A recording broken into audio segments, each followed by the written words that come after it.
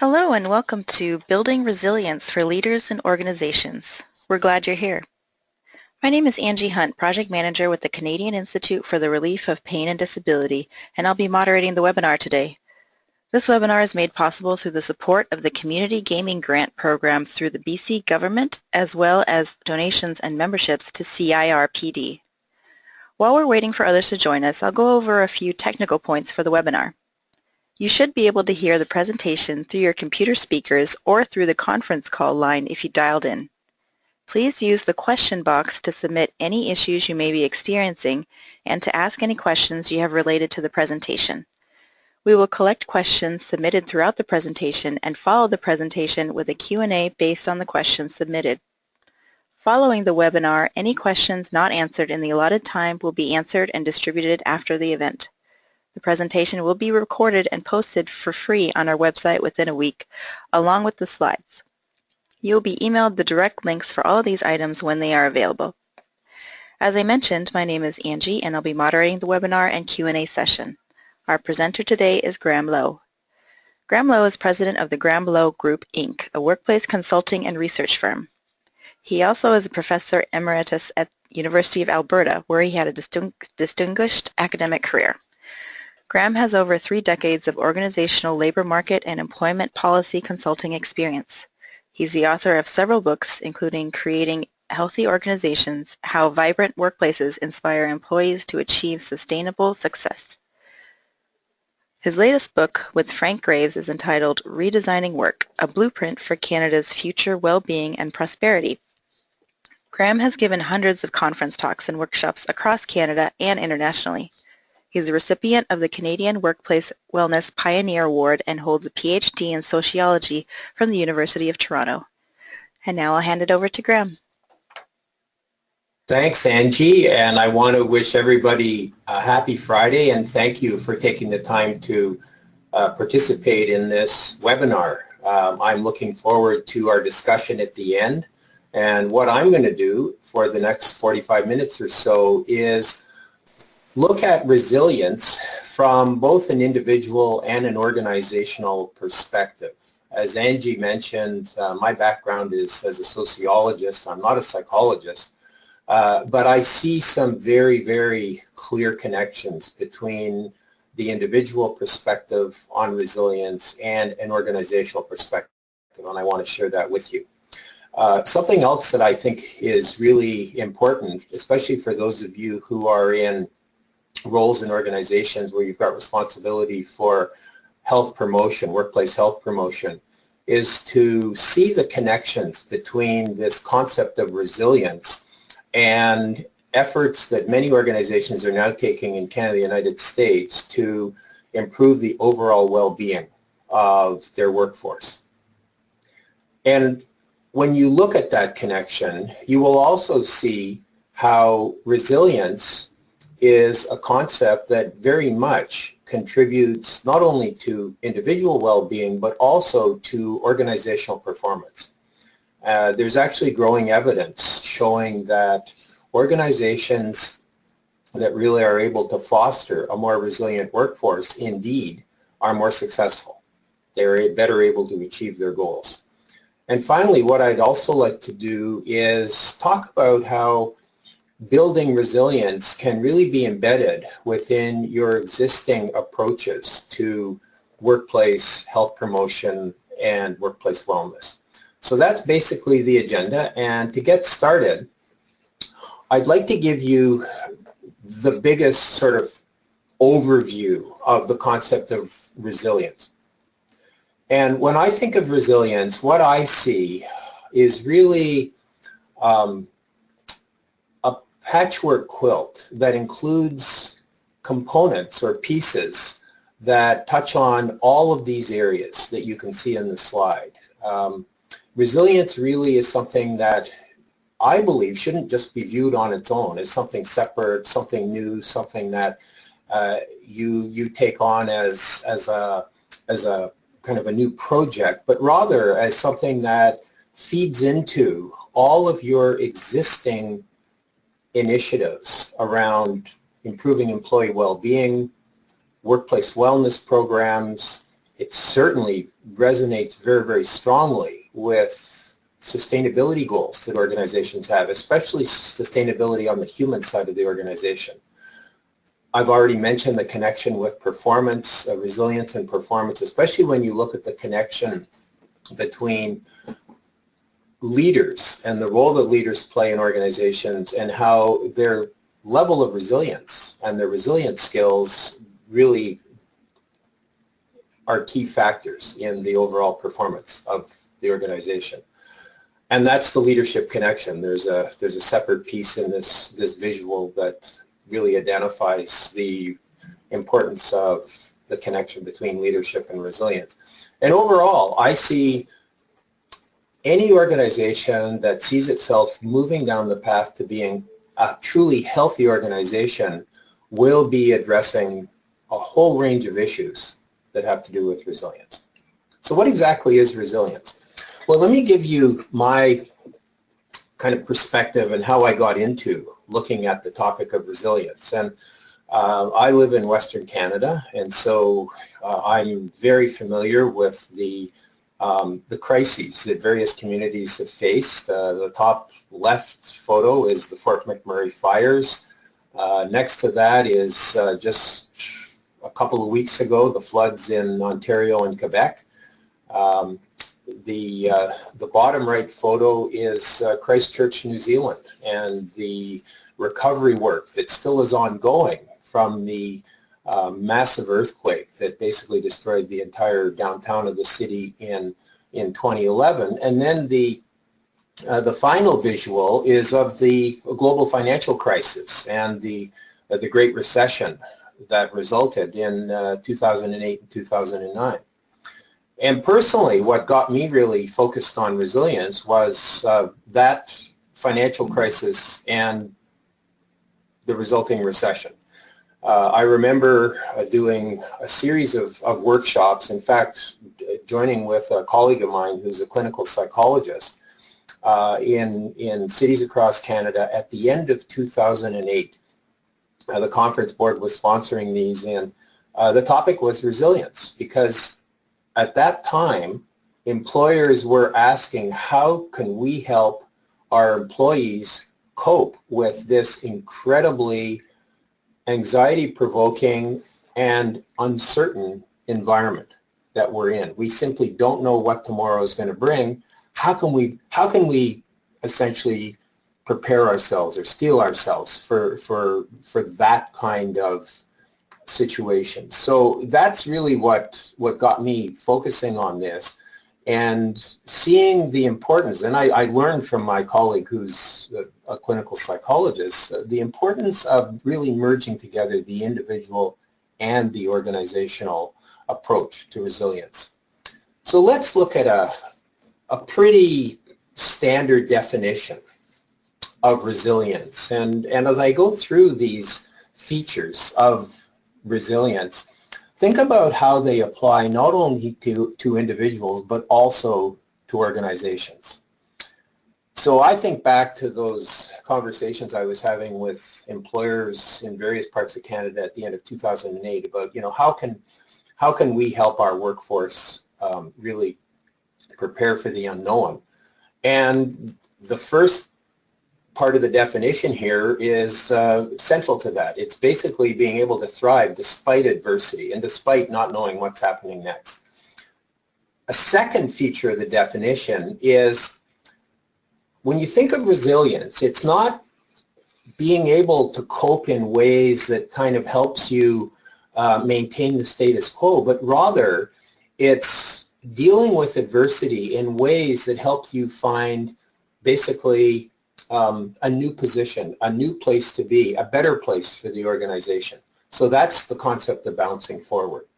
Certainly, resilience speaks to people's capabilities in managing stress and being able to anticipate, being able to really prepare themselves for what could be a very stressful situation that they know is coming. It certainly has to do with adapting to change. And I mean, you can look at, I'm using the example of the the financial crisis and the Great Recession, as it's called, as an example of massive change in the economy, in the labor market, and in organizations. So how do people better prepare so they can adapt to these things, many of which are simply, like I said, unknowns. You don't know what's coming around the next corner.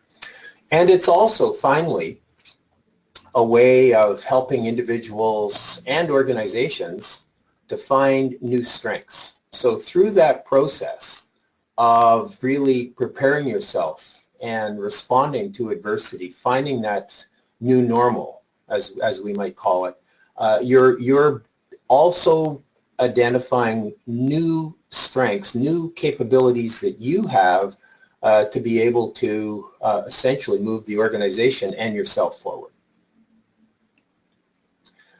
One of the examples, in fact, I think it's probably the largest example available of developing resilience within an organization is Professor Martin Seligman's efforts with the U.S. military. And it's quite a remarkable project, because essentially what Seligman and his team did was develop and deliver resilience training for over 1 million U.S. soldiers. And what prompted this was the very clear recognition that, coming back from foreign deployments, U.S. soldiers were increasingly exhibiting symptoms of post-traumatic stress. So the question then is, how can we, how as clinical psychologists could Seligman and his team learn from the negative experiences that some of these soldiers were bringing back to develop a much more positive approach that would essentially prepare members of the military going into future assignments so that they would be better able to cope and to essentially have a higher level of what the team called psychological fitness going into these very, very difficult military assignments. And there's an assessment tool that is used individually to help people understand where they sit in terms of their level of resilience, the kinds of resiliency skills that they have. And basically the underlying concept here is that resilience is a set of skills people can learn. So hence the emphasis on the training. And over time, this has been going on for some years, obviously, so over time, the team was able to document a decline in post-traumatic stress, a decline in healthcare costs that would have been borne by the military, but on the positive side, evidence that the participants in the resilience training were able to exhibit much stronger coping skills, or had what they were calling psychological fitness. So I've got a reference here. There's also a very, very interesting short video on the Harvard Business Review's website where Seligman is actually describing this study in his own words, so you can find that there. So let's look at, more broadly, the efforts that are now underway to actually provide resilience training in workplaces. And what I like about the field is that there's now so much going on in the area of resilience that we can actually find studies of studies. So this slide talks about a meta-analysis, and basically what that is a pooling of the results from, in this case, 37 different studies, asking the question, are these studies effective?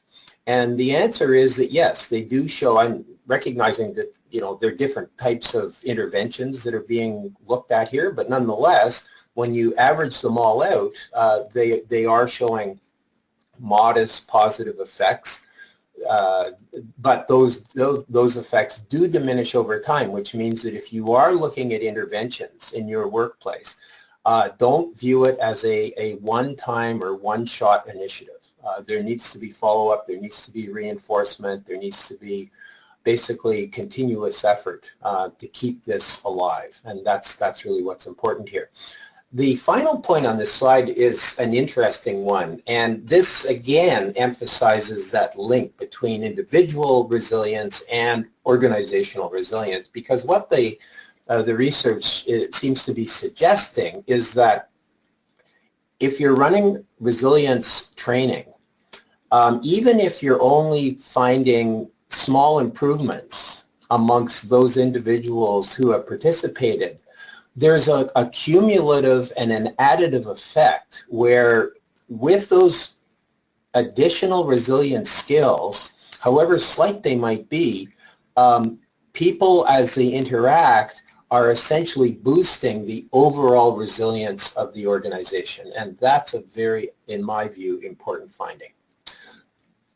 One way of looking at resilience from this organizational level is to understand how your organization addresses a crisis. And often, without any coaching or preparation or training, an organization will respond to an immediate crisis that just jumps up before it using what essentially is crisis management techniques. I mean, if it's a big organization, they will probably call consultants who specialize in fact, crisis management. But they will have nothing that's prepared, nothing that actually is sort of a prepared response to the crisis. So if they go through that once, maybe twice, they will realize that yes, we do need some crisis preparedness. And that's where you develop, the kind of standard tools that organizations have for communicating, for public relations, for basically managing external stakeholder relations during a crisis. You think of the fire in Fort McMurray, you think of the floods in Ontario and Quebec recently, and you can see the need for those kinds of crisis preparedness capabilities within an organization, and many organizations have that. But that's only a step toward what really is now, I think, becoming the goal for more and more organizations. That's to build in resilience as a fundamental capability of the organization so that day in, day out, individuals and teams and the entire workforce is better able to deal with the unexpected, the unanticipated, and always be looking for ways to jump forward to that new place that's going to be better for the organization. So I'll give a specific example. The city of Calgary experienced a massive flood a couple of years ago, and I've been doing some consulting work with Calgary, so they invited me in to contribute to one of their leadership development workshops after the flood, and the topic was resilience. And it was interesting because and it was just for city managers, and many of the departments in the city were run by engineers, by people who understood the concept of having double and triple redundancy built into systems. And they call this resiliency in terms of the physical systems of the city, whether it's sewage or water or flood control, et cetera, et cetera. So when we started talking about how you take that idea and you actually apply it to the workforce, they got it. They immediately said, yeah, of course, we need to be thinking in these terms as well for not just our physical plant, but for our human capital. And so that's the kind of leap that an organization needs to make, moving from crisis preparedness to being truly resilient. And what does a resilient organization do? Well, it does all of these things really well. Communicates vertically and horizontally and externally. It encourages collaboration. So, think of in a crisis situation, you not only have to have teams that as an existing team are able to really collaborate and work exceptionally well together under, often very, very difficult circumstances, but beyond that, able to collaborate with other teams. So that's that sort of cross-collaboration across the organization that is really an essential capacity here.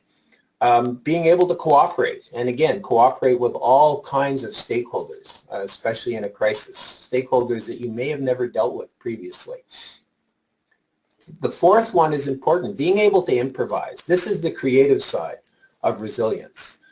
People being faced with circumstances that are beyond anything that they might have previously imagined, but they're able to come up with creative, immediate solutions. They might be temporary, but that doesn't matter. They're creative and they work for the time. And finally, they are able to support people in a resilient organization, first and foremost, support each other, because this for sure will be stressful situations they're going through, and they need to acknowledge it. They need to be able to talk about it at an individual level. So I'll give, just to elaborate on that definition, I'll give the example of Christchurch, New Zealand. I had the privilege of doing some workshops in New Zealand a couple of years ago on creating healthy organizations, and went to 5 different cities. One of them was Christchurch. And this was an incredible learning opportunity for me, because I met the employers in Christchurch that had gone through the devastating earthquake that struck in early 2011. Actually, they had a previous earthquake close to the end of 2010, but the big one really came, I think it was February 2011, and it destroyed the entire core of the city. And the way that the community came together and is still rebuilding. I mean, the rebuilding process is enormous, so it's still ongoing. But, you know, some of the things they did really amplify the definition that I've just given you of organizational resilience. So if you look at the bottom left photo, what you see is this was a very quick response by the businesses that had been destroyed in the downtown core of the city. What you're looking at there essentially are shipping containers that were repurposed as pop-up stores and banks and other essential services that had existed but were destroyed. And this happened very, very quickly. The top right photo shows what they did was some of the the devastation was all over, and so there were these lots of, where buildings used to stand just covered with rubble. So what they did was they engaged the local artistic community, and they said, here, we're going to create basically artist spaces, and you can reflect, what the community is experiencing through your art. So they turned a lot of these, what basically were rubble spaces into art zones. And it's responses like this that really demonstrate the capacity of an organization to be resilient. But the one thing that I recall very clearly was how the city government in Christchurch, who essentially were handling and coordinating the response, said, first and foremost, we realized very quickly that we needed to take care of each other. So because people were experiencing incredible personal stress, so they developed a way of being able to really support each other, and shared that with other employers so that other employers could basically enable their workforce to do the same. So this is just an example at an organizational level of resilience in some incredibly difficult circumstances. Let's turn and look at leaders and how leaders can be resilient and the benefits of resilience amongst leaders. When leaders are truly resilient, they're better able to manage the complex demands of their roles. They can respond to pressures. They learn from failure. They develop renewed strengths and new strengths. They show others how to strive. This is really one of the lessons that I just mentioned from Christchurch. They are just in how they go about doing their work on a day-to-day basis, supporting employees in terms of well-being and also job performance, and they foster resilience amongst their employees. And again, this isn't through running programs necessarily, it's just through how they interact and how they go about developing and nurturing and supporting relationships. Now, one of the interesting discoveries that I've made in working with organizations wanting to develop resilience amongst their leaders is that in the academic research, there's growing recognition that resilience actually is a component of a broader set of what's called psychological capital. And this is really linking resilience with a leader's capability to be confident, optimistic, and hopeful. So it's that combination of resilience with those three other characteristics, all of which can be learned. That's the good news here. All of which can be learned really develops a very strong leader. And I've got a quick summary here of how you can actually measure psychological capital. This is just a summary of some of the measures that are used in a fairly standard questionnaire that get at psychological capital.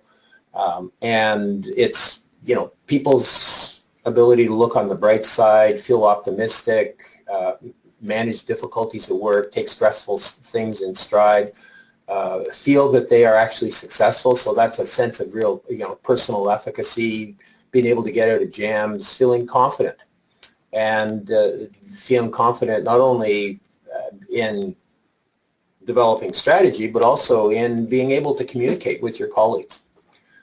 Now, here's where we connect with transformational leadership. Now, there's a difference in the amongst practitioners and experts in the area of leadership between a conventional style of leadership, which is often called transactional leadership. Essentially, that's your standard manager who just focuses on goals, getting things done, versus a transformational leader. And a transformational leader is somebody who really can help their colleagues see challenges in new ways, motivate their colleagues to really excel. They're trusted, which is key. They stimulate creativity, and they are coaching and mentoring.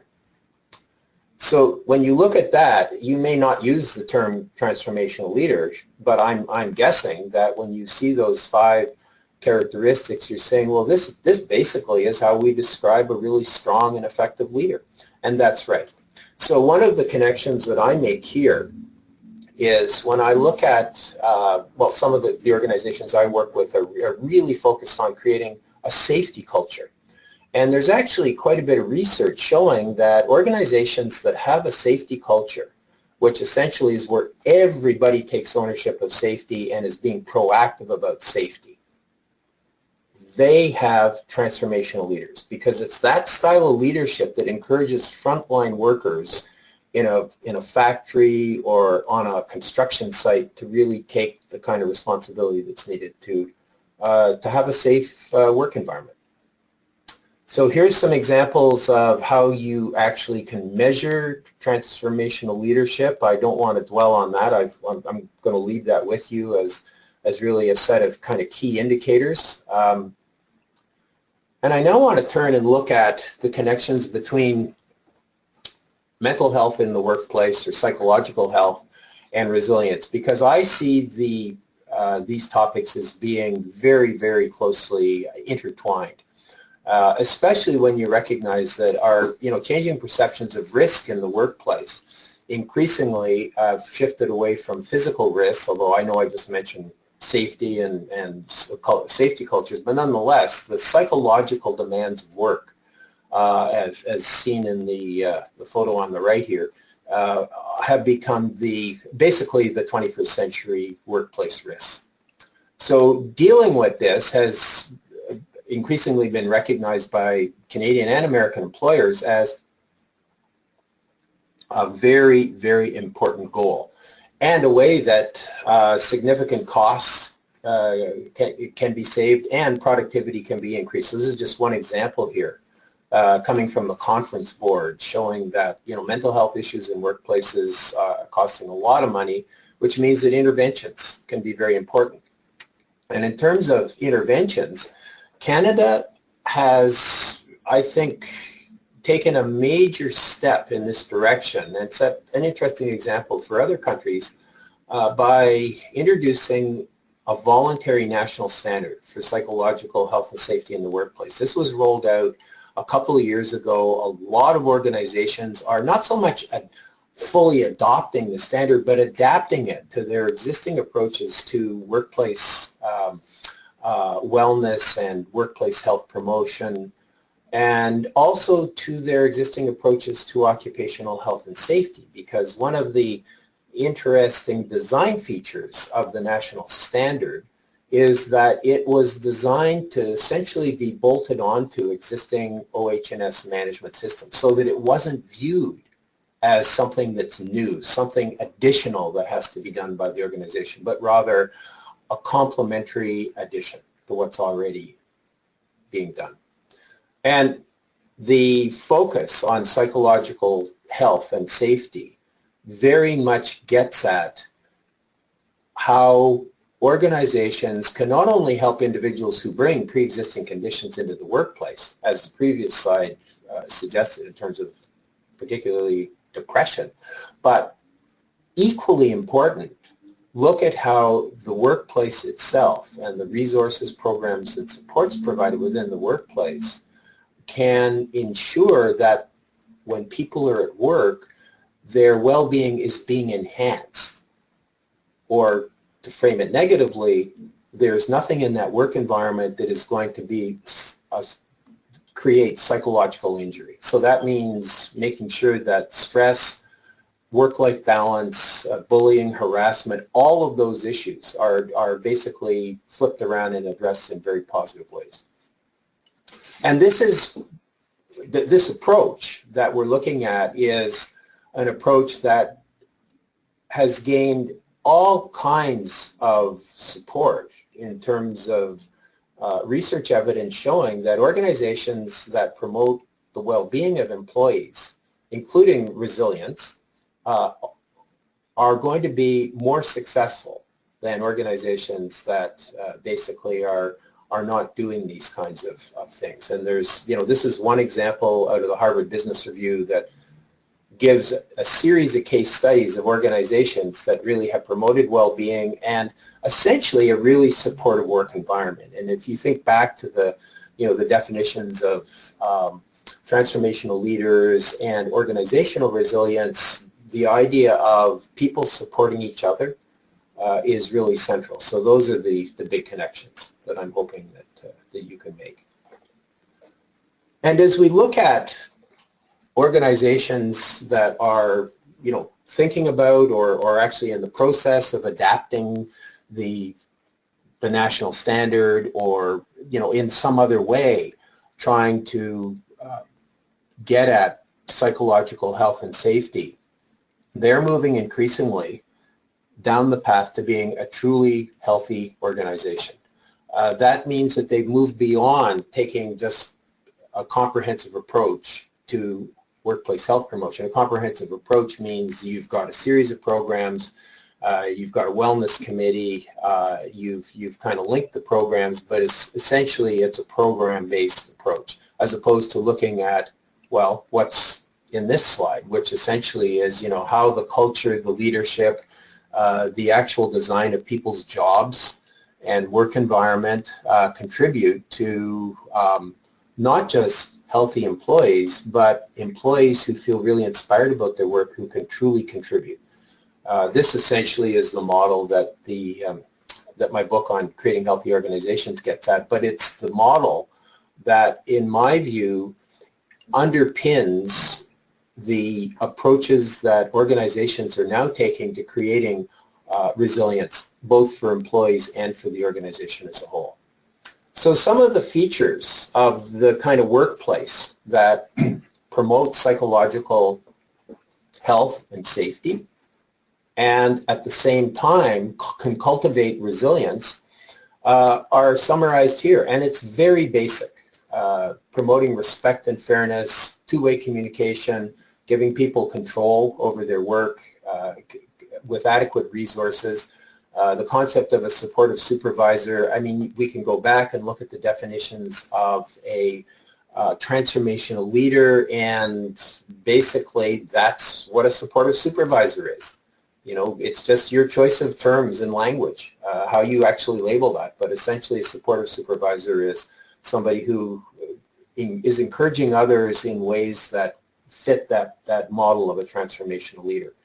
It's providing people with engaging work and recognizing what their contributions have been, and an environment that fundamentally is healthy and safe. And so, you know, I go back to the conversations that I had in New Zealand with the employers in Christchurch, and you know, when they look at something like this, they're saying, well, essentially, we're trying to do this because this is the way that we are able to, you know, find that sort of new normal, define that new future in which our organization can thrive. And to be able to get there, we have to have psychologically healthy employees. I mean, that's recognized.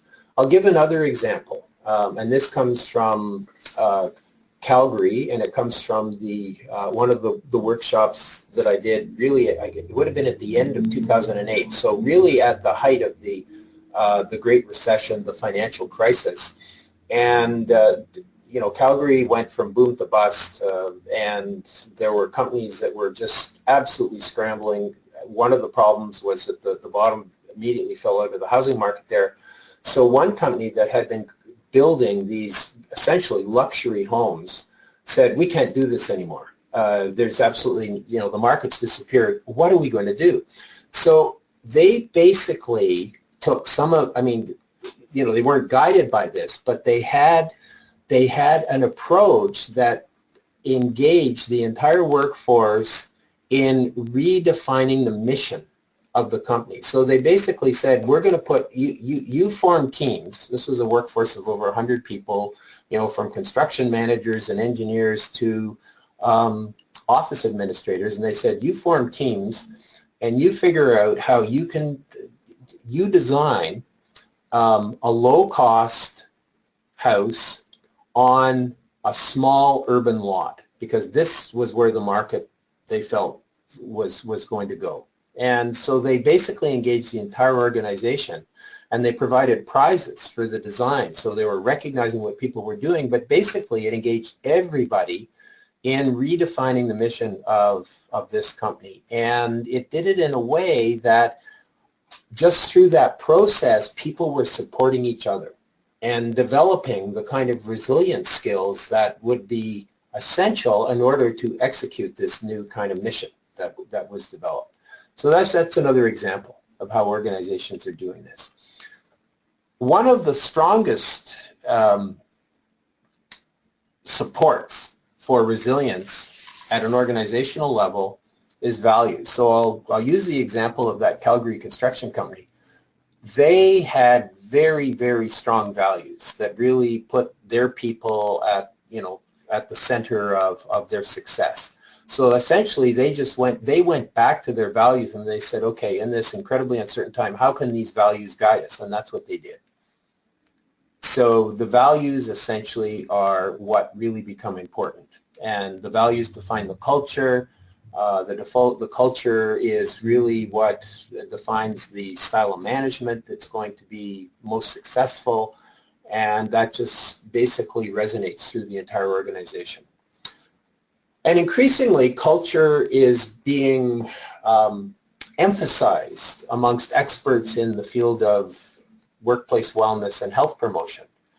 There's a lot of talk now about creating a culture of health in organizations, and I'm using a definition here that comes from an article in the Journal of Occupational and Environmental Medicine, which is a major source of research on this topic. And basically it's saying a culture of health is where individuals and organizations are able to make healthy choices within an environment that values, provides, and promotes options, producing health and well-being. So it's basically enabling people in your workplace to essentially define what that future environment is going to be like. And that, again, is a process that is very much resilience building, without any question. What are some of the actions that you can do to, you know, move down the path to a healthier and a more resilient organization? Well, I'm basically summarizing and reiterating many of the points that I've just made. First and foremost, involve employees. And I think I've given a couple of examples of how that can very successfully be done. Developing a shared vision of where you want to go, and it's their vision and your vision as well. Living corporate values, and that again speaks to the power of culture in defining an organization that is healthy and resilient. Designing any change in a way that is itself healthy, so the change process is a healthy experience. And I think back to some of the examples I saw in Christchurch, New Zealand, where the process of rebuilding had to be, by definition, a healthy process. Otherwise, it simply was not going to happen. Fourth, it's important to expand existing OH&S systems. Many of you will have OH&S management system in place, recognizing that that is an important enabler of addressing many of the psychological issues that I've laid out here, including resilience. And to do so requires collaboration between human resources, health and safety, and if you're large enough to have a wellness function in your organization or a health promotion function, that too. So this is really bringing together all of the areas in the organization that have some responsibility for health, safety, and wellness. And resilience is one of those linking themes that I think gives you an opportunity to do that. Analyzing existing metrics, that's important to really understand, how resilient is your workforce right now. If you've gone through stressful periods, maybe a merger and acquisition, a physical move to a new site, how people cope with this, and analyzing results in terms of your health benefits data, employee survey data. If you've got that, you can learn a lot about existing resilience capabilities and opportunities to further develop. And then finally, strengthening culture. I can't emphasize enough the importance of the culture of your organization as the foundation for a healthy, safe, and more resilient workforce. And as a final point, I've mentioned a number of times how the approach to developing resilience within an organization, the approach to cultivating a more transformational leadership style, the whole idea of building a healthier organization has to be viewed beyond just another program. So if you were to go out tomorrow and say, oh, well, we're going to tackle resilience, and we've just got this great off-the-shelf program on resilience training, we're going to run a session. It's a half-day session, and we're inviting all our supervisors and managers to come. That's not going to get you very far. It's a very important starting point, but really what is going to be the most important and the most powerful is ensuring that the kinds of issues and the kinds of lessons and the kinds of skills that are imparted in that session become how the organization actually operates, ongoing. That's what makes this sustainable.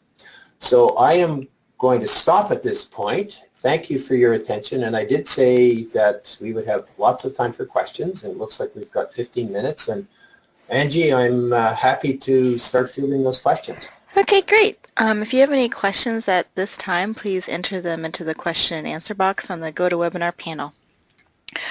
Let me read some of our questions. Sure. One is, how does one start measurements of resiliency within an organization in order to start the improvement process? Okay, very good, very important question. I would go first to your existing data. So if you're doing an employee survey, you can look at indicators, and typically, a lot of medium and large-sized organizations in Canada do engagement surveys. So, many of the measures around, engagement, where you're looking at communication, people's assessments of, recognition in the organization, assessments of supervision. Some engagement surveys ask questions that get at workload, job stress, work-life balance. Those are all very standard indicators that can give you a sense of how, how well your workforce is coping. Another source of data you can go to is through your health benefits provider and your long-term disability insurance provider. Typically, large insurers in this country are more than happy to provide a detailed analysis of claims data and to break those out. And so, for example, if you're looking at your health benefits data, finding out what major classes of drugs are the most prescribed. And again, this is something that your benefits provider can provide you with. So if it turns out that there's an increase in the prescriptions for a whole range of antidepressants and anti-anxiety medication, then that you've got an issue that certainly goes beyond what you can address through resilience training, but gives you at least a pulse check and a starting point. And that's something that you could take back to a wellness committee, even to the executive, and say, look, we've got some issues here. Let's figure out how we can take some steps to intervene. Okay. One other question. Can you provide a link to the military fitness research study mentioned at the beginning of the presentation? I sure can. I can email that to you, Angie. Okay, yeah, and we'll include it on the supplemental materials following the webinar. Yeah, I can do that. Yeah, so what I'll do is provide the link to the Martin Seligman video on the Harvard Business Review's website. I'm assuming it's still there, but I'll confirm that and get that sent to you. Okay. Where does someone start building resiliency in an organization? Are there any tools out there? There are quite a few tools, and because my work doesn't actually involve running specifically resilience seminars or workshops, I can't recommend a particular tool, but I think that there are a lot of psychologists who are now offering, people who would be working in the space of workplace wellness, employee well-being, psychological health, are increasingly addressing resilience. And that's I think whoever would be among your providers in that particular space, I would go to them and ask them what they can provide. I will send the article that I referenced where there's 37 studies that have been reviewed, and you can look at what some of the, because each of those 37 studies is examining a specific type of intervention. Another place to go, and I should have mentioned this earlier, another place to go for resilience resources, including educational sessions like a 1 hour lunch and learn, or something maybe a little more in depth, like a half-day training session, is to go to your EFAP provider. The employee assistance community has increasingly recognized the need for resilience resources, and if you've got links to your EFAP's website, you may actually find some very useful resources there. Okay, great. I think that's all the questions for now. Graham, do you have anything you would like to add following your presentation? I would invite people who are interested in pursuing the topic to get in touch with me. My email's here. There's 2 books that I've done. The one on creating healthy organizations does have free online resources on the website, and people might find those helpful. Save them having to buy the book. You can actually watch some videos and download articles for free. And I think that talking again, you know, one of my recommendations earlier was to build bridges within your organization. You may be surprised at how people in other areas within your organization, I mean, if you're in HR, you might want to talk to people who are, you know, specifically responsible for occupational health and safety, or even talking to some of the people in your, you know, frontline, more operational side of the business to discover that, yeah, they're dealing with resilience issues. They may not call it that, but they may also be likely collaborators for you to figure out how you can develop a more proactive approach to, you know, that next crisis that you know is going to come around the corner at some point at your organization. All right, thank you so much, Graham. Thank you for your presentation. Thanks everybody for joining in today.